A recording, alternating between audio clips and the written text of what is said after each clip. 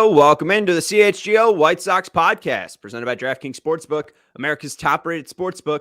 Download the app today and use promo code CHGO when you sign up. Welcome in to a remote version of the CHGO White Sox podcast. I'm Sean Anderson, the host of the CHGO White Sox podcast. You can follow me on Twitter at Sean_W_Anderson, and alongside me is Vinnie Duber. He's our CHGO White Sox beat writer. You can follow him on Twitter at Vinnie Duber. You're back. Happy Boxing Day, Sean. Happy Boxing Day. Do you celebrate Boxing Day very proudly? Is this a very big holiday in your home? I mean, I think I did it unintentionally because I put away a bunch of boxes today. So there you go. It's doing the holiday without even knowing it. Congratulations. I'm actually taking boxing classes later tonight. So, I'm celebrating it in a completely different way. Your gym's open. That's surprising. I'm not actually going to a gym. I was just being a jerk. An alley? You're doing it in a back alley somewhere? Yes, it's a lower level thing. You're not supposed to talk about it. I was going to say, Sean, first rule. Come on. And we do see some people already joining us in the chat. As you can see in the pinned comment, we're less than 100 subscribers away from 23,000. So help us reach our Jordan number before the new year. So make sure you're piling in. If you're a new listener, make sure you're subscribing to the CHGO Sports YouTube channel. Why are we calling it the Jordan number? Why aren't we calling it the Robin Ventura number? The Robin Ventura number or the Mark Tian number? We should be calling it that. It's the Herb number at this point. Again, Herb said it at the end of our podcast only podcast yesterday, that posted this morning. He is going to be out this week. He has a death in his family. His grandmother passed away at the age of, I think, 89. So a very long life that they are celebrating this week. And Herb will be out with his family. Makes sense. And we wish them all the best. We'll be thinking of them. I re-listened to the quiz, though. You wiped Herb completely in that quiz. Should we do the bidding? Did you like the bidding? Did you not like the bidding? Looking back, I know it was like 4 days ago at this point, but I mean, what do we think of version 2? The bidding? What do you mean the bidding? Remember when we did the first version of that quiz? Yeah. And we had to bid. I mean, what do you think about that. the two? I did like that because there was you get to Octavio Dotel and it's like, come on. So but if it was a little mean, someone could reasonably have come up with 6, right? So it's like, all right, let's do 6 kind of thing. I think the bidding adds something to it, especially once you get into the later rounds and it's just madness. You know what I mean? When I'm being a jerk and putting record breakers in Edwin Jackson, who has 14 teams played with.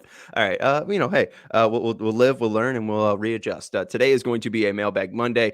No rules on this one. We'll just be opening up your questions and answering them. We do want to send another wish out to KPW. You mentioned Boxing Day, and he is Canadian, and they celebrate Boxing Day up there. So happy Boxing Day. And what's up to Alex, Ken, Nameless JT. He's nameless, yet I would say that if he had, I would call him JT. I feel pretty confident in calling Nameless JT. Anyways, we'll jump in first to a non-White Sox question, but it's the Carlos Correa rumors. John Heyman recently reported that the talks will resume. Now the holidays have died down, but there were recent reports right around that Friday date when we recorded that quiz that the Mets are now getting a little bit worried about Carlos Correa's medicals here. What do you make of this whole saga? It's someone's trying to sign him for $300 million, but nobody likes his medicals. I mean, what do you make of this? The first thing that comes to my mind is what is the Twins' opinion on all of this? Because the Twins signed him to a very lucrative contract. Now, obviously, it wasn't for nearly as long as either the Giants or the Mets have attempted to sign Carlos Correa for. And I think I did read some Athletic piece that was talking about the Twins and, saying that had Correa accepted their offer this year, they would have maybe gone about the physical a little differently or something like that. Just because, again, the time frame of the contract is much different this time around than what they gave him last offseason. But I'm very curious to see what the Twins think, what's going on with all of this, because they gave him a physical last winter and we didn't hear a peep about it. Maybe that's just them keeping their lips a little tighter up there. You have to in Minnesota, they get frozen shut. But the thing that comes to my mind is that this is probably going to get ironed out. I don't think you see the Mets dive in with the enthusiasm that they did. Steve Cohen talking about it being a done deal with reporters the night that it happened, and then go, wait a minute. I think they've got everybody all excited. They've got their team all excited. I think this is going to end up with Carlos Correa playing for the Mets. You'd have to imagine, and that's certainly what John Heyman indicated when he reported earlier today. But man, wild stuff, and this is something that happened in 2014. So this is an 8-year-old procedure that teams are now questioning, and you just wonder what could go wrong. I'm sure there's plenty of people far more expert than I am in the anatomy of the human body that could answer that question. But for something to be a pretty big red flag for both of these teams, like, oh yeah, sure, no problem, $300 million, you got it. Now wait a minute though. There's this thing that happened to you 8 years ago. We're not so certain. I mean, it's just weird. We haven't seen something like this. I mean, we were all dumbfounded, comparing it to DeAndre Jordan getting locked in his house, when we were talking about this the first time it happened. But it just continues to be dramatic. Yeah, I think Steve Cohen doesn't want it to be as dramatic as Carlos Correa getting ready for the press conference and then them calling it off, right? They've already seen Carlos Correa being signed go poorly at one moment. I don't really think they want to rerun that playbook. Some of the things that I saw, it was like maybe the front office has their concerns, but I think Steve Cohen doesn't care. I mean, Steve Cohen, it's $300 million that he seemed pretty intent on spending. So I don't really think anything is going to pop up on that medical that's actually going to allow him to not be in New York, like you're saying. But yeah, the medical stuff is just crazy. I've seen so many different theories. Some people saying like his Achilles might be a ticking time bomb. I saw a TikTok video where the guy was diagnosing how he was throwing and how his base was not aligned, how his base was going in and not like one fluid motion going, kind of completing your throwing motion. It was kind of locking himself in. And that's why people were having those concerns. But you brought up the Twins. The Twins clearly cleared him last year, as you said, for a 3-year deal. And then they made an offer of 285 this year. And there was the reports too that the Twins didn't even budge off that number once the Giants thing happened, right? They didn't move off that 285 number. So it seems like the Twins are good enough to make them that offer. And it doesn't seem like they're really afraid to come off that offer. If the Mets don't end up signing Correa, I do think that the Twins probably would be fine rolling out that 285. So I do wonder, is it because of the small market and it's just risk reward because, the Mets have the money to burn, but Minnesota, it's a little bit more tight up there with those pockets. I don't know. It's such a baffling scenario. I don't see it playing out any further than this. Seems like he's going to be a Met, but I do think the Twins seem at least confident enough to give him at least near to $300 million. So I think that the Mets really won't back off that number.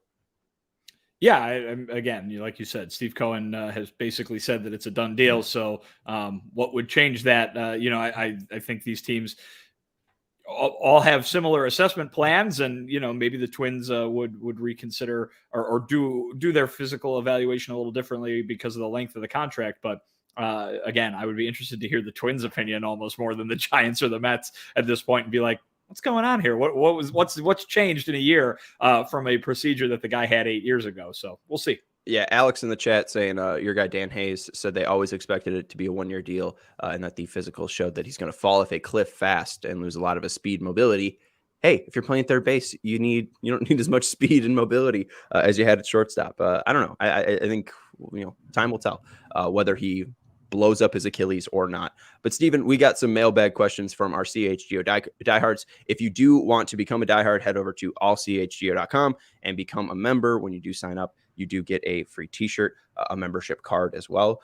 And you get the ability to join our CHGO Discord where all of these lovely people asked us questions. And let's start first with the second base question here, Steven. I believe this one's coming from our guy, Sam. And Sam saying, if potentially through midway spring training, it looks like the internal options at addressing second base isn't going to pan out, will the front office look to free agency to finally upgrade? Thank you, Sam, for the question. And we do currently have a poll running on the YouTube stream here. Which internal option would you rather have start the season at second base? Romy Gonzalez, Lenyn Sosa, or Leury Garcia? So let's start there first and see if it's even possible that they'll make it to spring training without adding to this pool. So out of those three, Romy Gonzalez, you even said Yolbert Sanchez got snubbed, so we can add him to the discussion as well. Yolbert Sanchez, Leury Garcia, Lenyn Sosa, Romy Gonzalez. Who do you think right now is the leader, even though we're about 60 days out from spring training. Yeah, I think the leader is might be the field, but if opening day was tomorrow, they had no spring training before taking the field, I think I'd probably lean toward Romy Gonzalez just because he was impressive at the end of last season in terms of it's a lower bar to clear, impressive for the internal options that the White Sox have. But among that group, certainly he was more impressive than Leury was last year, even though I think they're pretty confident that they know what they've got in Leury Garcia in a regular year, Leury Garcia will say. But yeah, I think that to answer that very specific question, if this could very well be the situation where they were exactly last year, where they're in spring training and they've got a handful of guys that maybe aren't the most appealing in terms of knowing what you're going to get, right? We keep talking about certainty and wanting some certainty at every position when you're going into a season, when you're going to be trying to compete for a World Series, which the White Sox are going to be doing. So the idea that they would go with the guys that they've got, certainly a possibility, but I would imagine that they would see a spot for an upgrade. If all of us can see it, certainly the guys who are paid to see it can see it. And I don't think any of those guys will be the opening day second baseman. That would be my prediction right now. But it also sounds like that could be a spring training competition, right? A position battle. They've got Leury Garcia, they've got Romy Gonzalez, and they've got this small group of young guys, be it Lenin Sosa, Yolbert Sanchez, or guys who are a little bit highly rated on the prospect front, even like a Jose Rodriguez. These are all guys that might show up to spring training and they say, all right, it's out there, go take it. You've seen some position battles in the recent past, whether it be for something as less glamorous as a backup catching spot, or when Carlos Rodon and Reynaldo Lopez were going at it for the fifth starter job. So it isn't out of the realm of possibility, suggest that they could use one of these guys. But I would think that they would like some certainty, let alone that they've, had their eye on upgrading all of these areas all over the roster. And they still kind of need to do that. Obviously, they'll lean on a bunch of improvement from the guys that are already there. But I think you'll probably see an addition very similar to the one they made last year, like with Josh Harrison. Yeah, I agree that I would take the field at this point. We are still 60 days out, and the top free agent, at least in that market, Gene Segura, is still available. So I really don't know if the second base market has been tapped. David Cole asking where Segura is going to end up. I'm not really sure. If the White Sox are interested, we haven't heard a ton about that, but also the White Sox like working in secret. So or secrecy. Like we didn't hear a ton about Benintendi. There started to be a little bit more murmurs once the week leading up to it. But nothing truly. I mean, the closest thing we got was Cap saying, I know that they're close to a deal with the left fielder, Joey Gallo and it didn't even end up being Joey Gallo. So I'm not sure if they're interested in Segura, but it wouldn't shock me if they end up signing him. I would take the field. It does seem like there's certainty in Leury Garcia being on the roster. I don't know if it'll be the opening day second baseman, but definitely will be on the roster. Their ideal roster has him as this roaming position where he's able to play second base, the infield, and the outfield as well. So Leury's spot seems pretty certain. I do think that it's possible, though, that like Jose Rodriguez or Brian Ramos possibly wins some competition at spring training. They're on the 40-man roster. I don't think Yolbert Sanchez is that impressive. I think we would have seen more of him if he was that impressive last year. I don't know if Lenin Sosa's the guy. They didn't really give him a ton of run when he was up here. So it seems like they like Romy Gonzalez a little bit more. He's played like 42 games, which is, I think, about 30 more than Lenin Sosa saw. So I would say it probably goes Leury, Romy, Lenin, and then kind of those younger guys if we're having to power rank them. But yeah, the field makes a lot of sense because they spent $15 million on Benintendi. That said, that was about their budget this year, but I could see them going over it for $5 million to make that signing. Josh Harrison didn't work out, but that doesn't mean you can't try to address that position again. I just don't think it's going to be through free agency. We heard Rick talk so much about the trades, and we haven't seen anything of substance yet. Obviously, there was the trade of the 40-man roster spots of Gregory Santos, the reliever from San Francisco, but nothing major. I don't think that's what Rick Hahn was signaling when he was talking about trades, was Gregory Santos. Yeah, and guys, I know you like Elvis Andrus, but the guy's a shortstop, and he's going to get a job to go play shortstop somewhere. So I don't see that Minnesota. happening. Maybe, right? Maybe this is all just, wherever Carlos Correa lands, then finally Elvis Andrus can sign. But no, I don't think that he is going to have such a dearth of options that his best option is going to be to go play a position he's never played before. And I understand that, money talks, and if the White Sox wanted him to be their second baseman and they wanted to give him more money than anybody will give him to be a shortstop, they could do that. But listen, I think he's looking for a starting shortstop job, and I think there's probably a pretty good chance that he gets one. Yeah, and that's the thing too. Like, I think the longer this market plays out and Elvis Andrus is unsigned and the White Sox haven't signed a second baseman, then I think the later we get to spring training, then maybe that option is possible.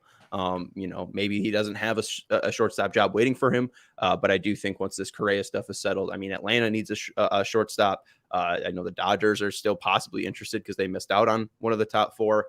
We know that the Twins, obviously losing Carlos Correa, will be interested. So there's definitely teams that are competitive that will definitely be needing a shortstop. So yeah, I think Elvis is probably long gone. But that's the thing. I think we can have. Why don't we go to the next question? I think it's about Coulson here, because maybe this is the piece that ends up getting traded. That's the big part to bring in the second baseman. Seems like that's the only need they have left. But this is from GA Ross 18 saying, who will the Sox get when they trade Montgomery? I don't know if it's sure and certain that they're going to be trading Coulson Montgomery, but like Rick Honda said, they're open to anything. I think, if they get blown away from an offer, we were going through all those second base options. Like if Jake Cronenworth, you can get Jake Cronenworth or Coulson Montgomery.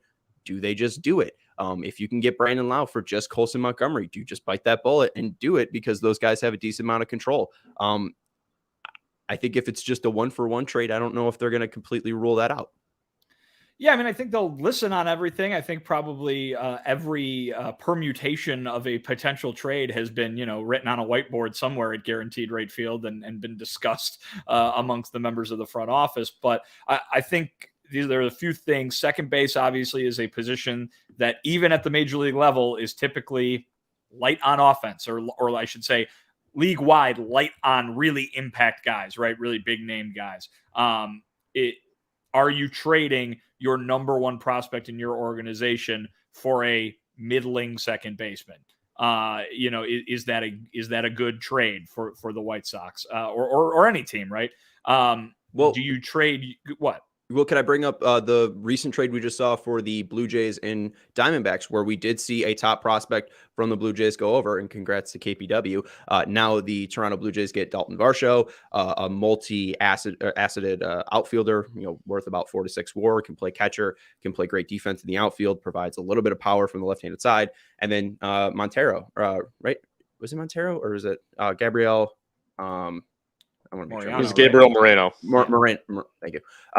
Gabriel Moreno, top prospect, catching prospect for the Blue Jays. Steven, just Steven with a drive-by in the middle of this podcast. Producer. He's producing here. That's all. But his clock started already, and then they also added in Lourdes Gurriel Jr. in there as well. So, I mean, we have seen a top prospect get moved, and it was for a guy who, if the White Sox traded for a second baseman worth 4 or 6 WAR, I think people would be happy. Sure. Again, it's just, you've got to manage these things. And because right now it seems like any second baseman would be an upgrade over what they got currently, but is any second baseman, any run of the mill second baseman going to be on even level value with the guy who's the top prospect in your organization? And there's probably a bunch of different, you could go through 30 different guys, through everybody that plays in Major League Baseball as a starting second baseman, and probably come up with a bunch of different answers. So, they've got to weigh that. And then also we've talked about the future too, right? I mean, this is Rick Hahn's thing that he's been saying all along, is that this is not a 1-year deal or a 2-year deal. This is something where they are trying to build to keep it going for a very long time. Getting minor league talent is an extraordinarily big part of that. If you look to a team like the Los Angeles Dodgers or a team like the Houston Astros that keeps on competing every single year, are the White Sox doing a good enough job of that? Who knows? But they got one guy, that's for sure. They got one guy that's really highly rated. So, that might force them to stick with him a little bit more than some of their other guys, even their 3, 4, 5 guys in their organization, because Montgomery is so well thought of around the league.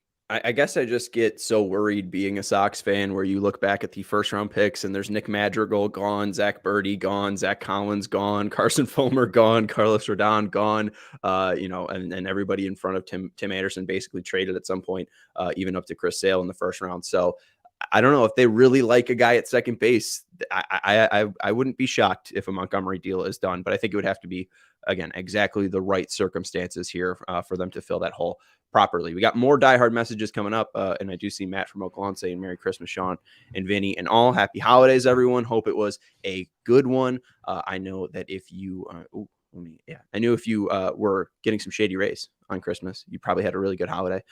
Probably 2 new pairs if your person used the right code, but they never understood why sunglasses were so expensive, so they set out to change it. You don't have to break this bank. You don't have to break the bank you don't have to break the bank for quality sunglasses this winter because our friends at Shady Rays have you covered. Shady Rays are premium polarized shades featuring world-class optical clarity, substantial durability, and styles cater to everyone and every lifestyle. I love the 2 pairs that I have from Shady Rays. They are easily the best sunglasses that I have ever, I was going to say shades I've ever owned. And even with the strong protection program that they have, where if you break them on day 1, they will replace them with no questions asked. They still manage to make quality that I can tell when holding them in my hands. They feel very durable. They feel built to last.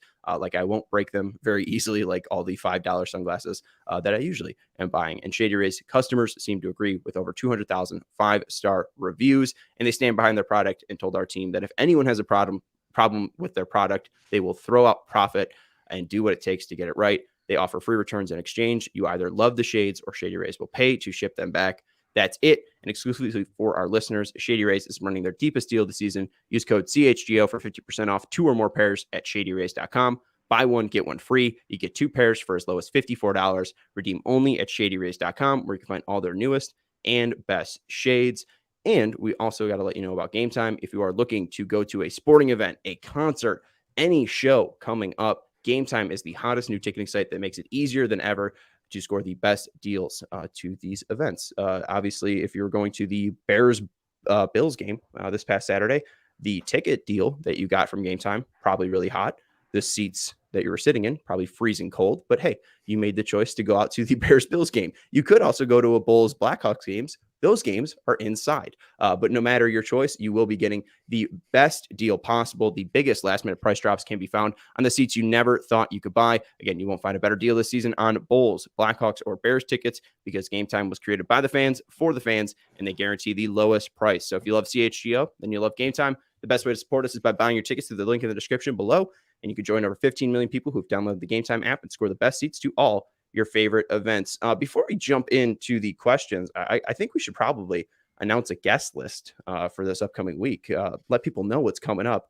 Since Herb is not going to be here, Vinny said, why don't I make some calls? Why don't I ask around? We need some reinforcements. We need some reinforcements. And we'll be back in the office tomorrow. So why not, when we're in the studio, have a couple people on?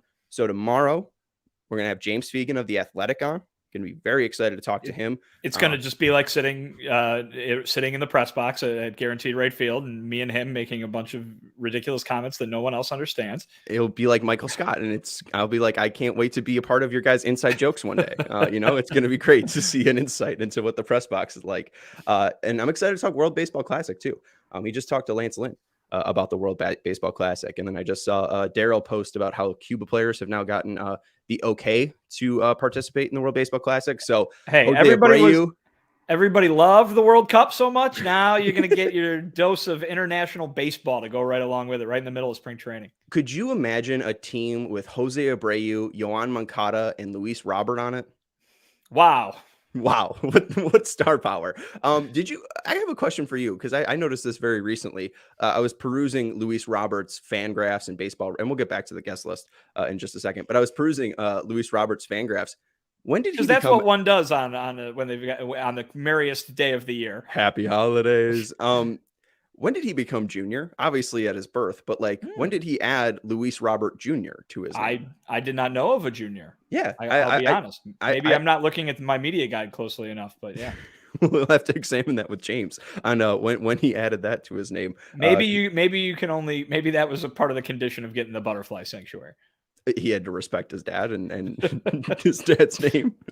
It's an odd thing for a real estate agent to put into a lease. On Wednesday, then we'll have Mike Rankin on from Future Sox, going to talk some future White Sox, hopefully, with him, some Oscar Colas, some Colson Montgomery, and pick his brain on some big leaguers as well. I know he's got some Garrett Crochet insight as well. And then on Thursday, we'll re-wrap or re-look back on 2022. It's our last show of the year. Our last show of the year with our guy, Chuck. Our Chuck, yes. Our Chuck. Look at that. Chuck Garfine from NBC Sports Chicago will be joining us on Thursday. So we have a loaded week, even though Herb will not be around. So thank you, Herb. We'll try to fill your spot justly or efficiently. Efficiently? Whatever. Let's move on to the questions. People type up questions and hey, stupid donkey. Thanks for the chat there. Almost 23,000 subscribers.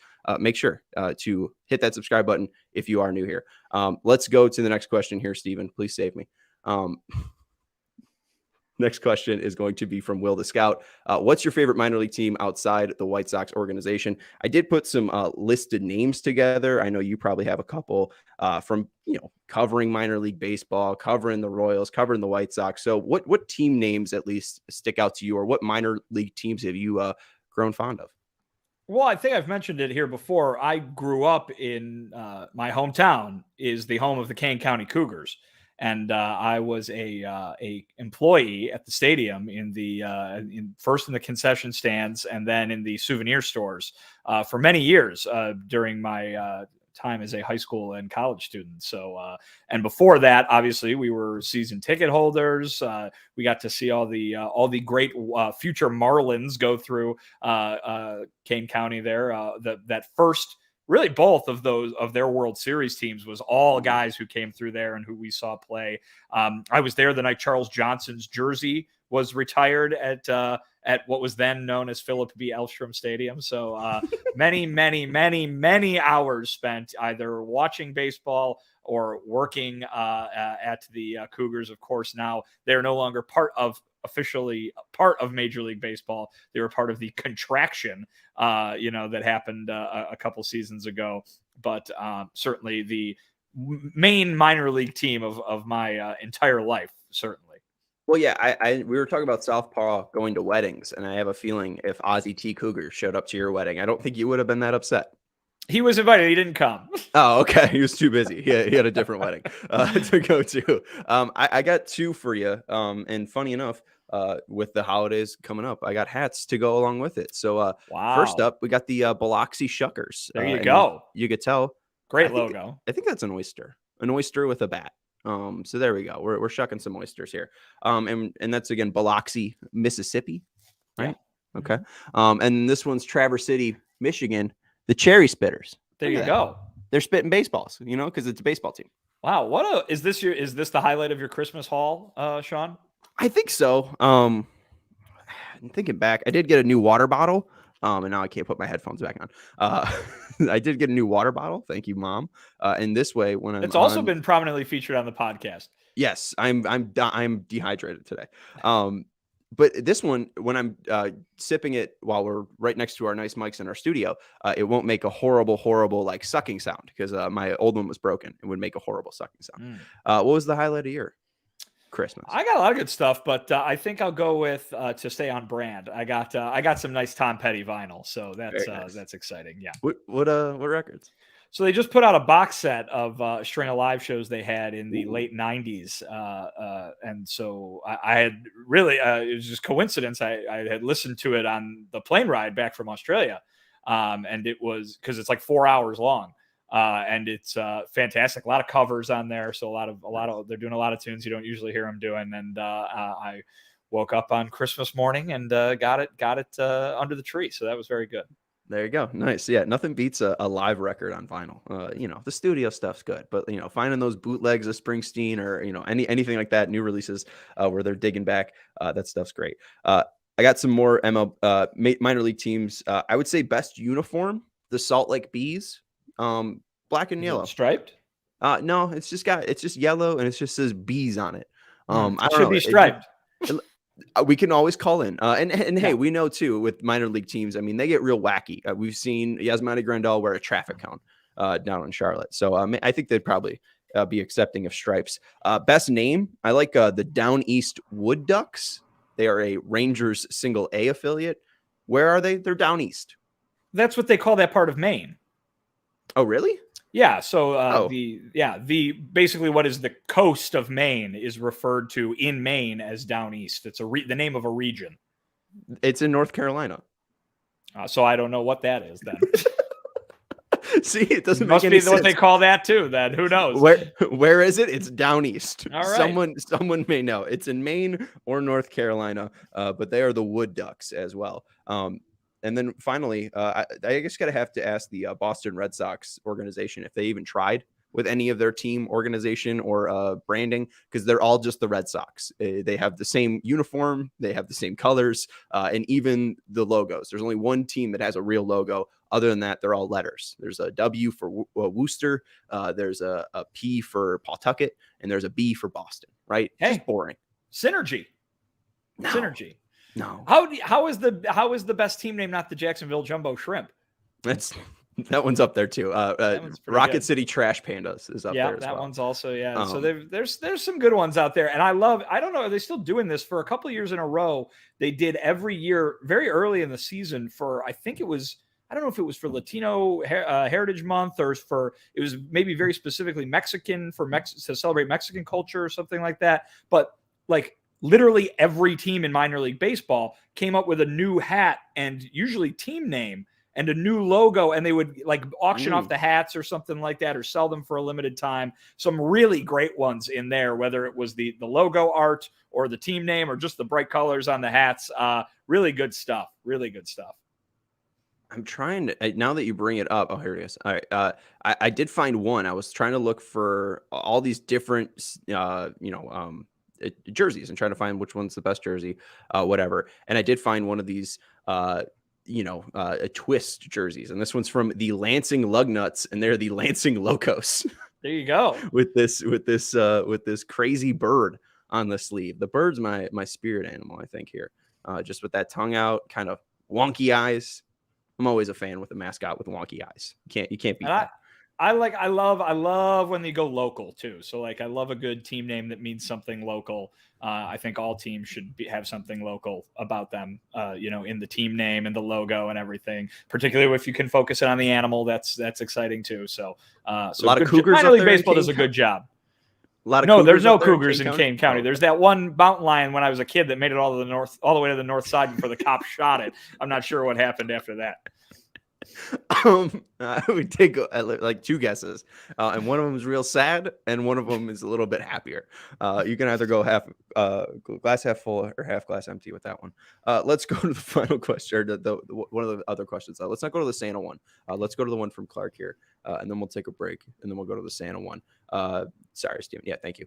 This is from Know It None, aka our guy Clark. Now that he may be damaged goods, is it time for Rick Hahn to take a run at Carlos Correa, Vinnie Duber? We need a second baseman. Yeah, no. I mean, sure. If he wants to, they can go get him. That he's good and would make them a lot better. I don't know where he plays on this Sox team. Everybody gets their wish, and Moncada gets to play second base poorly, I guess, for another year. But I think the White Sox have a shortstop very clearly. They think they have a third baseman, regardless of what your opinion of Yohan Moncada might be. I don't think they're focusing on guys that play the left side of the infield to then jumble everybody up to play second base. But hey, if for some reason they pivot and completely change course and decide that they are suddenly going to be swimming in the $300 million end of the free agent pool this winter, which Rick Hahn, of course, told everybody they would not be doing, then all power to him. Carlos Correa, a very good player, and plenty of White Sox fans who would need to figure out how they are going to justify booing him when he plays for another team, but not booing him when he plays for their team.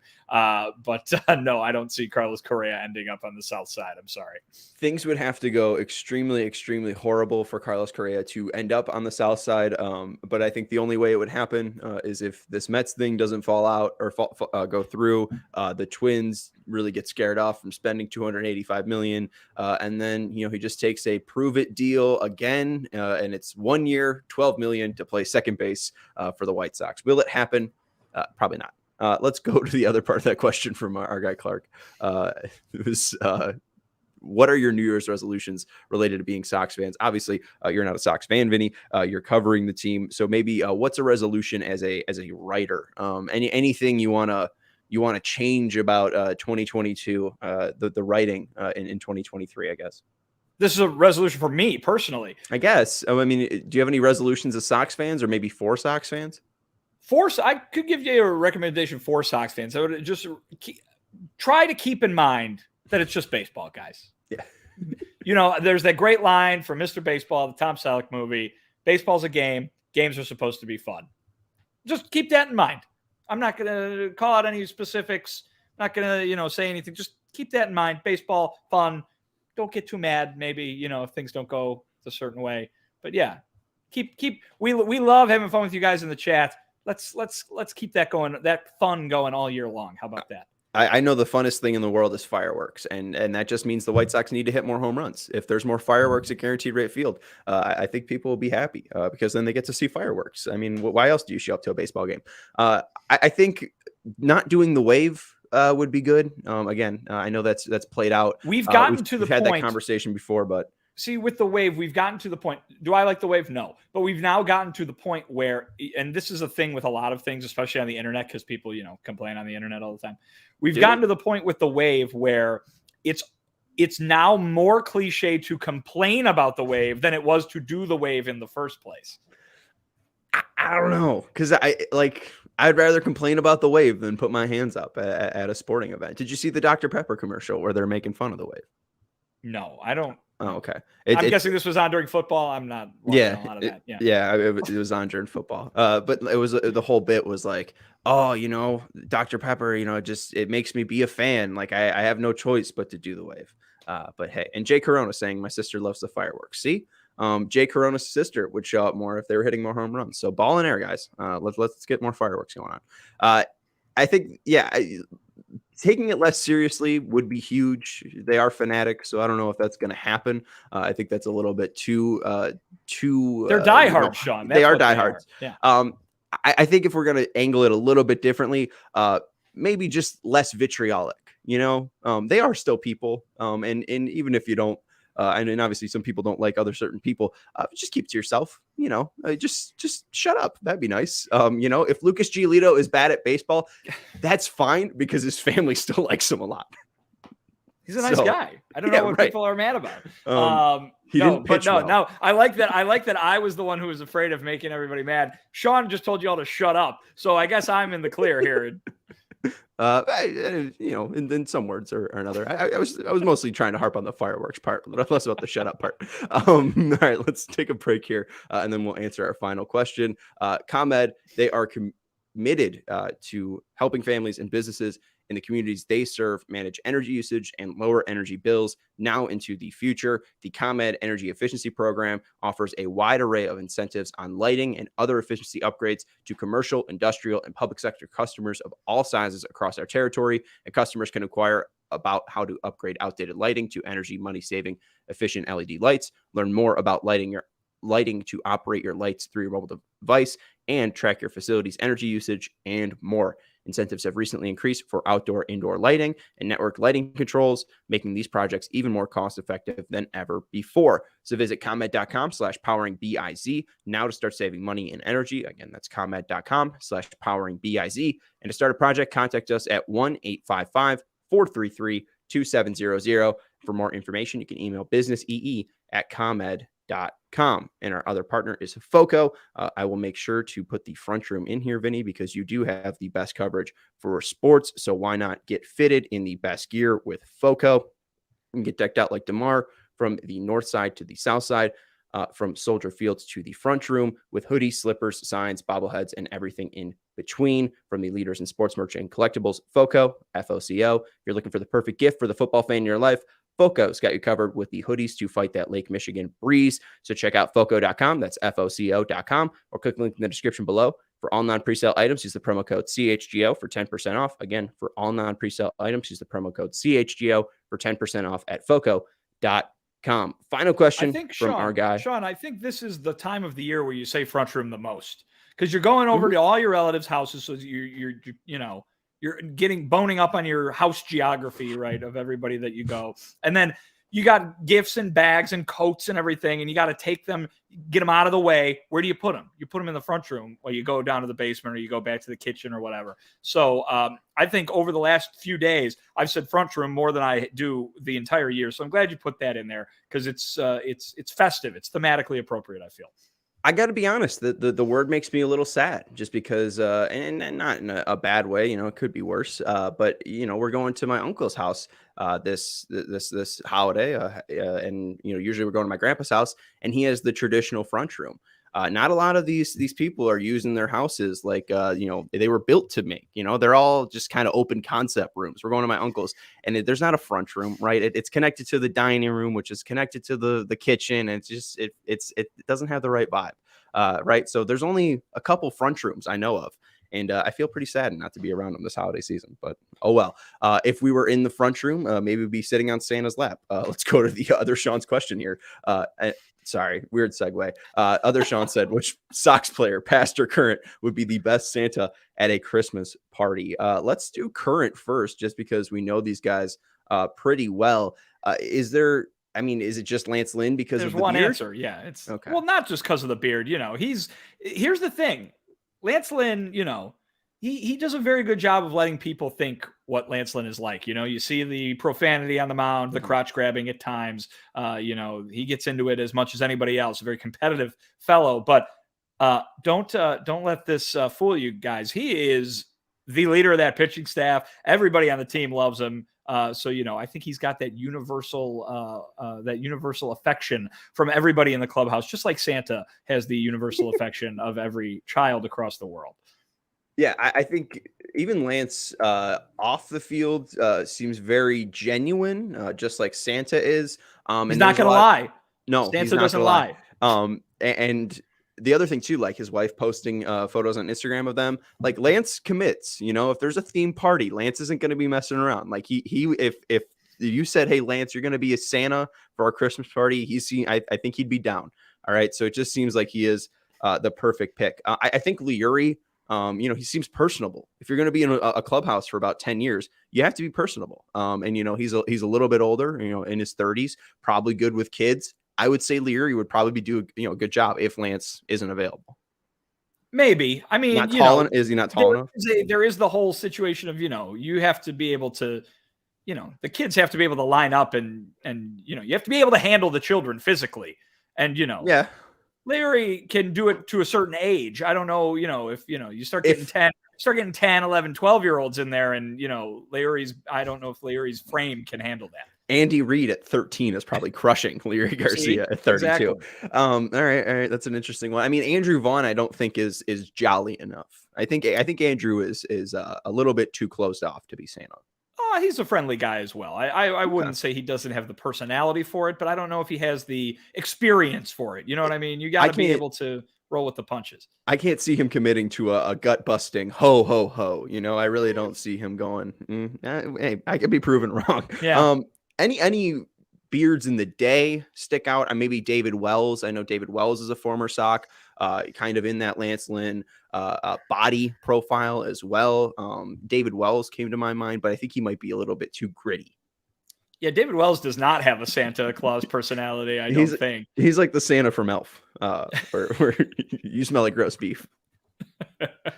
Yeah, that doesn't, he doesn't strike me as having the Santa personality. But I don't know. I've never met David Wells, so I'd have to think about that one a while to roll back. You know who would be a good offbeat choice for Santa? Very friendly guy. You know, would be totally jolly and joyous, but he doesn't remind you of Santa when you think about him. This is a good California Santa for you. Would that be Big Game James Shields? Ooh, I think he would be a good surfer Santa. Jim Thome is an excellent suggestion. Ooh. I think that might be the best all-time Santa in White Sox history. The friendliest man in the universe. Would not leave until all the children got to give him their Christmas list, I'm sure. I think Liam would be a dead giveaway. I think people would be like, "Oh, you're Liam Hendricks," just with the accent. I mean, can you say ho ho with an Australian Santa in accent? Australia? Yeah, but I mean, I guess I'm just picturing this in Chicago. Not a lot of Australians in Chicago. I don't remember the question being which White Sox player would be able to fool everyone into thinking they were the real Santa Claus. Come on. At a Christmas party. Okay, at a Christmas Yeah. party. My bad. Yeah, yeah. So Liam back home would probably be yeah. And then Ken Hines also mentioning it's Carlton Fisk's birthday. Happy 75th to Pudge. To number 72. Yeah, to number 72. Yeah. I don't know if Pudge would make a good Santa. He seems a little too stern. I don't think he's. Yeah, I think we've hit the bullseye with Jim Thome. Right. I really think that's the one.